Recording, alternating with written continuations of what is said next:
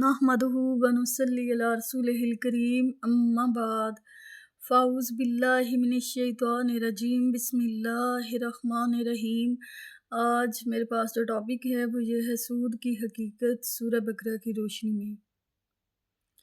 سود ایک فارسی زبان کا لفظ ہے، اسے ہم اردو میں بھی یوز کرتے ہیں۔ یوں تو سود کے لفظی مطلب ہوتے ہیں فائدہ مند، فائدہ دینے والی چیز۔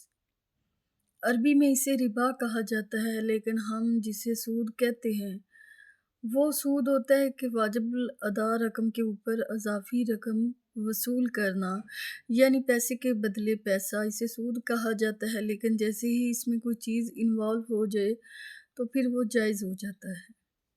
یوں تو قرآن مجید میں بے شمار مقامات پر سود کے متعلق ذکر ملتا ہے، لیکن سورہ بقرہ میں قرآن مجید میں جو آیات ربا ہیں وہ نزول کے اعتبار سے سب سے آخر میں نازل ہوئیں۔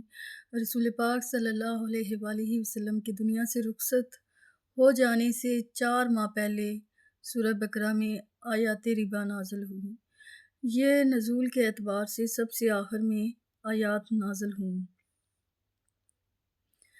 ان میں اللہ پاک فرماتا ہے کہ اللہ سود کو مٹاتا ہے اور صدقات کو بڑھاتا ہے۔ اللہ دوست نہیں رکھتا ہر قسم کے ناشکرے اور گناہ گار کو۔ وہ لوگ جنہوں نے نیک اعمال کیے، نماز پڑھی، زکوٰۃ دی، ان کے لیے اللہ کے ہاں بہت بڑا اجر ہے۔ جب قیامت کا دن قائم ہوگا تو ایسے لوگ نہ غمگین ہوں گے اور نہ ہی انہیں کسی بات کا خوف ہوگا۔ اے ایمان والو، اللہ سے ڈرو اور چھوڑ دو جو باقی رہ گیا۔ پس اگر تم باز نہ آئے تو پھر تیار ہو جاؤ، اللہ اور اس کے رسول کی طرف سے تمہارے لیے اعلان جنگ ہے۔ پس اگر تم توبہ کر لو تو یہ تمہارے حق میں بہتر ہے، اگر تم جانتے ہو۔ نہ تم کسی پر ظلم کرو، نہ تمہارے اوپر ظلم کیا جائے، جو تمہارا اصل مال ہے وہ تمہیں ملے گا۔ اگر مقروض تنگ دست ہو تو اسے مہلت دو خوشحال ہونے تک، پس اگر تم معاف ہی کر دو تو یہ تمہارے لیے بہت بہتر ہے۔ اور اے ایمان والو، اللہ سے ڈرو، ڈرو اس دن سے جب اس کی طرف لوٹائے جاؤ گے۔ اس دن ہر جان دیکھ لے گی کہ اس نے دنیا میں کیا کمایا، اور کسی کے ساتھ کوئی زیادتی نہیں ہوگی۔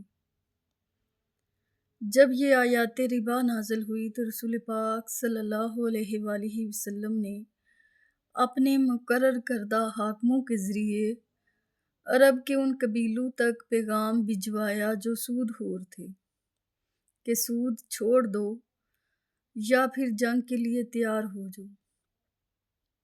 سیدہ عائشہ رضی اللہ تعالیٰ عنہا کہتی ہیں کہ جب آیات ربا نازل ہوئی تو رسول پاک صلی اللہ علیہ وآلہ وسلم مسجد میں تشریف لے گئے اور انہوں نے یہ آیات ربا پڑھ کر سنائیں۔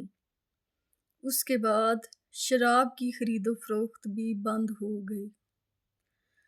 سیدنا عمر رضی اللہ تعالیٰ عنہ کہتے ہیں کہ یہ جو سورہ بقرہ میں آیات ربا نازل ہوئی، یہ نزول کے اعتبار سے سب سے آخر میں قرآن مجید میں آیات ربا نازل ہوئی۔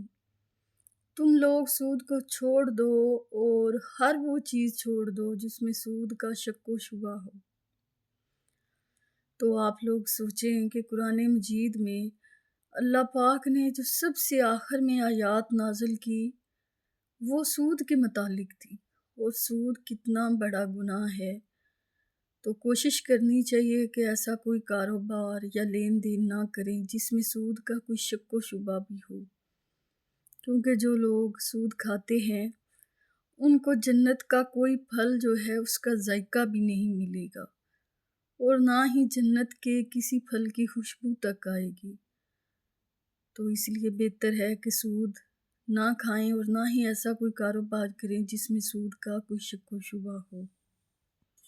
اللہ تعالیٰ آپ کو اور مجھے عمل کی توفیق عطا کرے۔